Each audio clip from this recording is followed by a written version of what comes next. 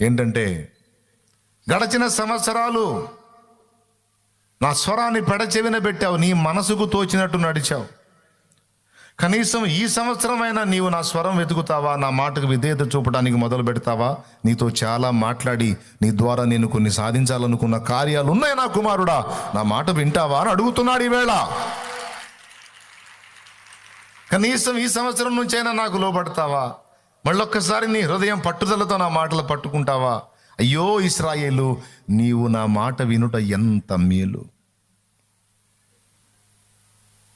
నువ్వు అనుకున్నాయి, నువ్వు సాధించేయని అల్పమైనవిరా, నీ ద్వారా నేను గొప్పవి చేయాలనుకుంటున్నాను నాన్న. ఇప్పుడు నువ్వేదో పొందుకున్నవన్నీ అల్పమైనవి, శ్రేష్టమైనవి నీకు ఇవ్వాలనుకుంటున్నాను. నీ ఎడల నూతన క్రియలు చేయాలనుకుంటున్నాను.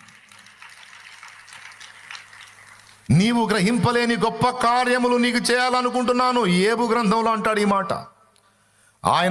మనము గ్రహింపలేని గొప్ప కార్యములను ఆయన చేయును. మనం గ్రహింపలేని కార్యాలు మన కోసం దాచిపెట్టాడు. మనం గ్రహింపలేని సంగతులు కూడా మనకు అర్థమయ్యేటట్టు చూపిస్తాడు.